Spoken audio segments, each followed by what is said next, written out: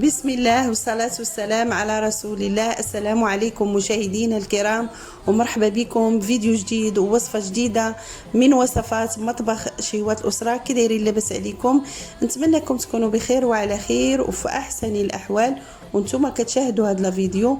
اليوم جيت نحضر معاكم جوج لي كلاص روعة، كيجيو غزالين ولداد بحجم عائلي. تحضريهم سيداتي الأسرة ديالك والاطفال في هذا الصهد هذا، راه كيبغيو شي حاجه اللي هكا تكون بارده، وما كاين ما احسن نعملوا لهم لي كلاص في المنزل. تابعوا معايا نشوفوا مقادير وطريقه تحضير هاد لي كلاص.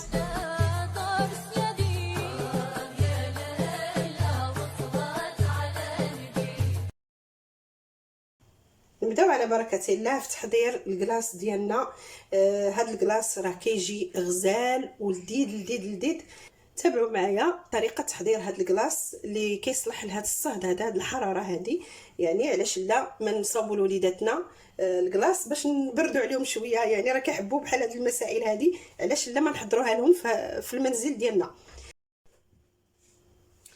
غادي نبداو اول شيء، غادي نبداو بالنوغا. غادي نحضروا النوغا، هي اول حاجه. غادي نحتاجوا كاس ديال سكر سنيده بقياس كاس العنبه، وغادي نحتاجوا 2 ملاعق كبيره من الماء، وغادي نحتاجوا الحامض، يعني غير قطرات من الحامض وصافي. غادي نحتاجوا، غادي ندير اللوز، غندير اللوز وانا غادي ندير الكركاع صافي. دابا غادي نمشيو دابا باش نحضروا النوغا. غادي نعمل كاس ديال سكر سنيده، غادي نعمل 2 ملاعق كبار من الماء، وغادي نعمل الحامض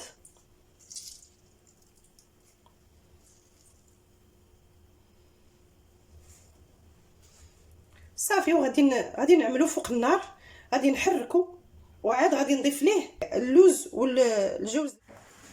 النار هنا راني ناقصه عليها على نار مهيله صافي. غادي نحركو هاد السنيده غير حتى كتذوب لينا، وغادي نضيفو عليها اللوز. هنا اللوز عندي قياس 150 غرام ديال اللوز، وجوز على حسب اللي بغيتو، غير شويه كنعملو غير واحد شويه. المهم اضافه معاه، ممكن تعملوا غير اللوز بوحدو صافي. غادي نضيف دابا اللوز هنا كما كتشوفوا، راني ضفت اللوز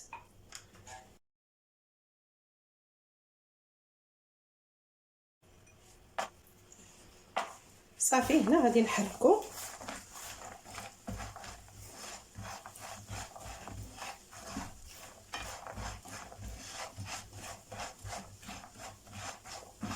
وغادي نبدا بالتحريك حتى كتخلطوا لينا جميع العناصر صافي. وغادي نفرغهم على واحد الورق غذائي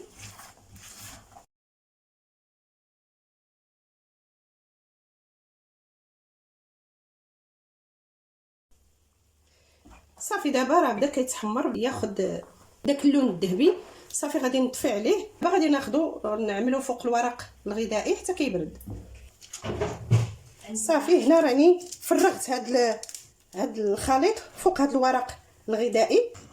غير هنايا خصنا نكونوا حذرين لانه راه ساخن، غيلتصق لينا باليد لا قدر الله ويحرقنا، الله يستر.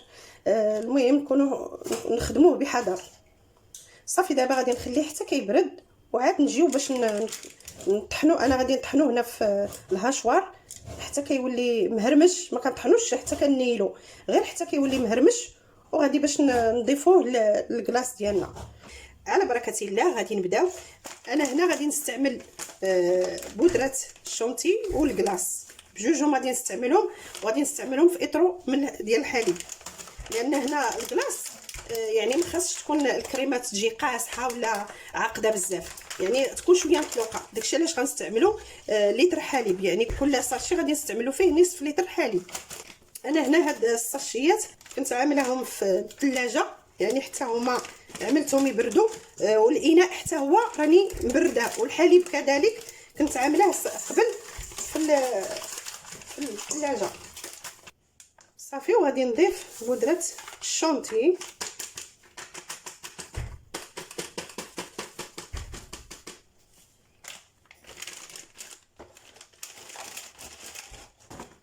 وغادي نفرغ هنا الحليب.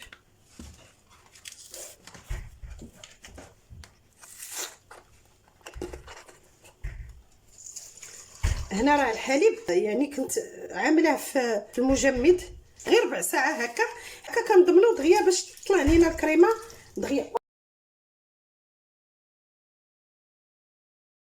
غادي نضيف حليب بودره، شي 4 المعالق ديال الحليب بودره.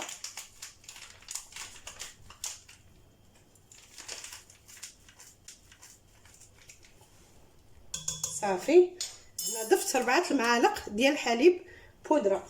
انا هنا غادي نخلط في العجانه، يعني الطراب ديال العجانه. من الاحسن نعملوا الطراب الكهربائي يعني باش طلع لينا الكريمه ديالنا، او لا العجان.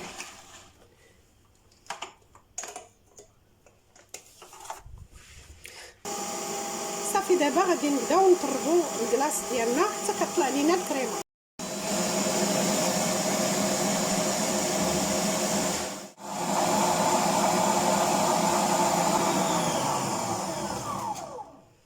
كما كتشوفوا راه طلعت لينا الكريمه ديالنا، ها هي كتجي على هذا الشكل ما شاء الله، طلعت غزاله. ها هي صافي دابا من بعد ما طربنا الكلاص ديالنا كيجي على هذا الشكل. ها هو دابا غادي نقسمو على نصفين.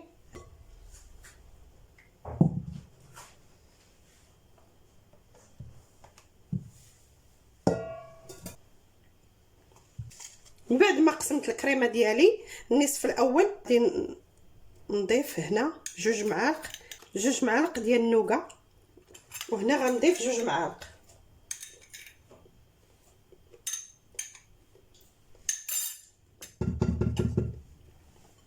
صافي وغادي نخلط هاد النوغا، غادي نخلطها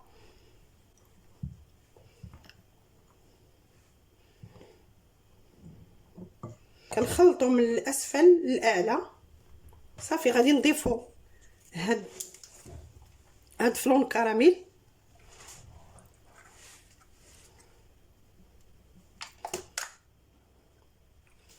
ضفت هنا فلون كراميل، وغادي نضيف 1 المعلقه ديال الحليب المحلى الكراميل. غنضيف 1 المعلقه كبيره. صافي وغادي نخلط الكل جيدا حتى كيتخلط ليا الخليط ديالي. غندير واحد بالشوكولا وواحد غادي نضيفو بالكراميل، بهاد الفلون كراميل. هنا السكر راني ما ضفتوش كاع، راه كي شفتوني ما قلتو كاع، ما ضفتو في الاول.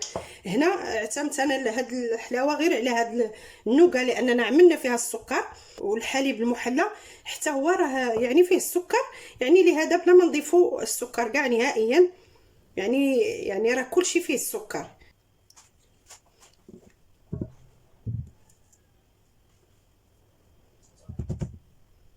النصف الاخر ضفت ليه هذوك 2 معالق ديال النوغا.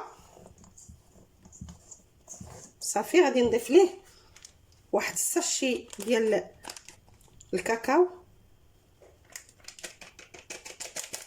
معلقه كبيره ديال الكاكاو، يعني معلقه ديال بودره ديال الكاكاو. غادي نضيف هاد الياغورت ديال الشوكولا.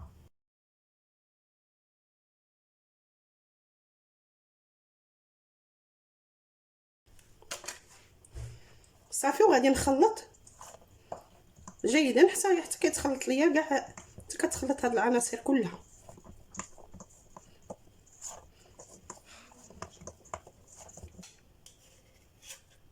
وغادي نضيف 1 المعلقه كبيره ديال الحليب المحلى.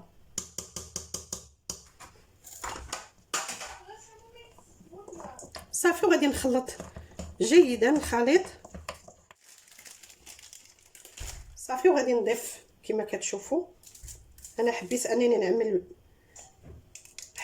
نعمل معاه هاد اوريو، هاد طريفات هكا هرستهم ديال البسكويت ديال الاوريو. هذا غير اختياري، يعني ماشي ضروري، اللي ما بغاش ما يستعملوش.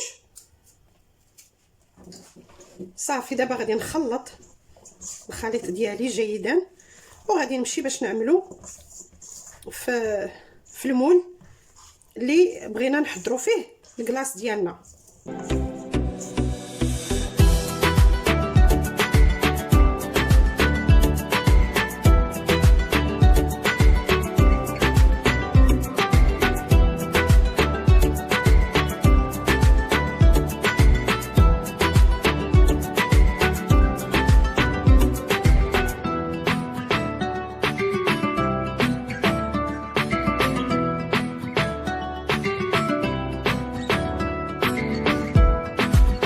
دابا قدينا الكلاص ديالنا، غادي ندخلو الثلاجه صافي، وغادي نصاوب الكلاص الثاني في المول ديالو، ونتلاقاو من بعد ما يجمد لينا الكلاص ديالنا.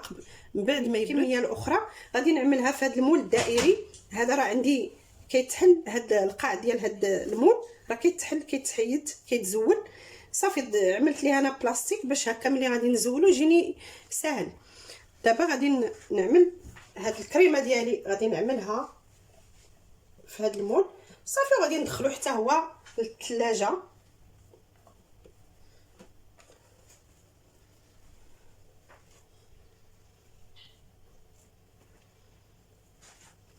صافي غادي نقادو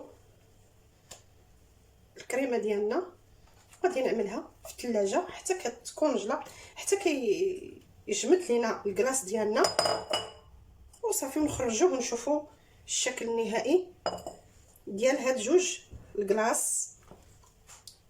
حبيت انني نشارك معكم هاد الطريقه، هذا بحجم عائلي، يعني سيداتي تحضريه للضيوف ديالك كيجي رائع وغزال، تيجي ما شاء الله راه لذيذ.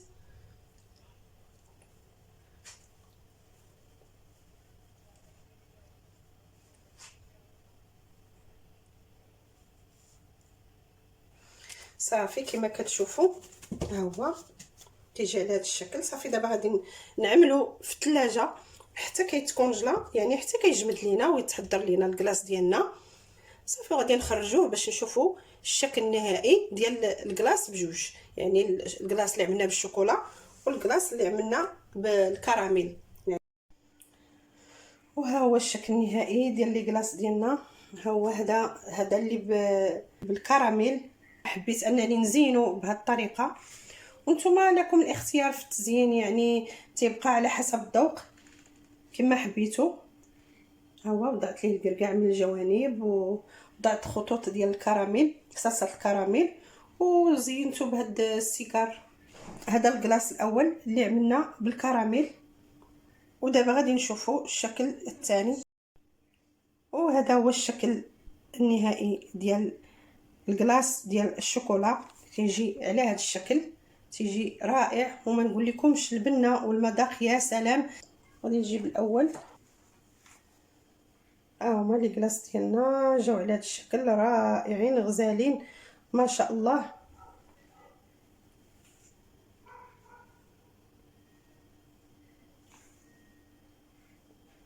نتمنى هاد جوج الاشكال اللي صاوبت معكم يكونوا نال اعجابكم، والوصفه عجبتكم ولا فيديو عجبكم. ولا عجبتكم وصفه اليوم خليوا لي التعاليق ديالكم ولا اراء ديالكم في التعاليق، وعملوا لي لايك وبارطاجيو مع الاحباب والاصحاب، وما تنساوش اللايكات. والى فيديو جديد ووصفه جديده، دمتم في رعايه الله، والسلام عليكم ورحمه الله تعالى وبركاته.